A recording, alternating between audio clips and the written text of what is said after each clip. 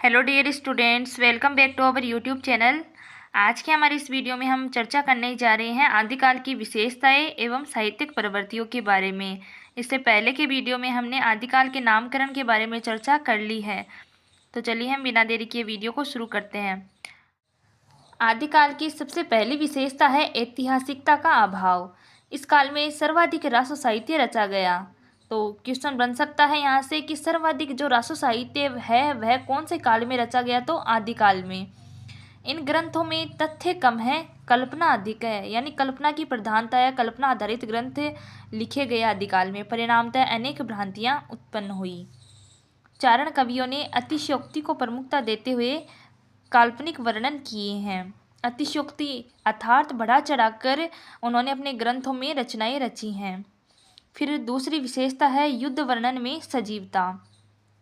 चारण कवि लेखन कौशल में ही नहीं, युद्ध कौशल में भी निपुण थे।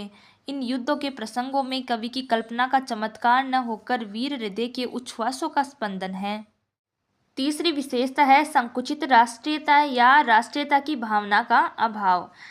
इस काल में वीरता का वर्णन तो बहुत हुआ है, लेकिन स्वदेश का अभिमान व राष्ट्रीयता की भावना का अभाव पाया जाता है।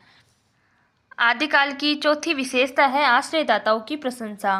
रासो ग्रंथों के रचयिता चारण कवि माने जाते हैं और अपने आश्रयदाता राजाओं की प्रशंसा में काव्य रचना करना अपना परम कर्तव्य समझते थे। मतलब अपने जो आश्रयदाता होते थे, जहाँ पर वो कवि रहते थे और राजा उनको शरण देते थे, तो उन आश्रयदाता राजाओं की वो बढ़ा चढ़ाकर उनका वर्णन करते थे अपनी रचनाओं में। फिर पांचवी विशेषता है प्रामाणिकता का अभाव। आदिकाल के अधिकांश राष्ट्र साहित्य प्रामाणिकता संदिग्ध है, यानी उनकी प्रामाणिकता का कुछ पता नहीं है। पृथ्वीराज रासो इस काल की प्रमुख रचना है, वह भी अप्रामाणिक मानी गई है।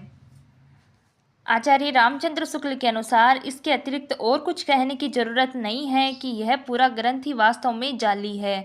तो पृथ्वीराज रासो ग्रंथ के बारे में आचार्य रामचंद्र शुक्ल ने कहा है कि यह एक जाली ग्रंथ है।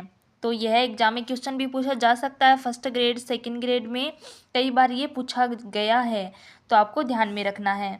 फिर आदिकाल की छठवीं विशेषता है कल्पना की प्रचुरता। यह तो आपको पहले ही पता चल गया होगा कि आदिकाल इसमें क्या है, कल्पना की प्रधानता है। कई ग्रंथों में बढ़ा चढ़ाकर कवियों ने जो राजा थे आश्रयदाता उनका बढ़ा चढ़ाकर वर्णन किया है, तो वास्तविकता नहीं है, अप्रामाणिकता है। फिर सातवीं विशेषता है वीर एवं श्रृंगार रस की प्रधानता। रासो साहित्य में वीर एवं श्रृंगार रस की प्रधानता है। वीर रस में जो रचित ग्रंथ है वह पृथ्वीराज रासो है, आप देख सकते हैं उसमें वीर रस की प्रधानता है। फिर है श्रृंगार रस। श्रृंगार रस बिसलदेव रासो में मिलता है और विद्यापति की पदावली में मिलता है। फिर आदिकाल की आठवीं विशेषता है डिंगल व पिंगल भाषा का प्रयोग। आदिकालीन साहित्य में डिंगल और पिंगल भाषा का प्रयोग किया गया है।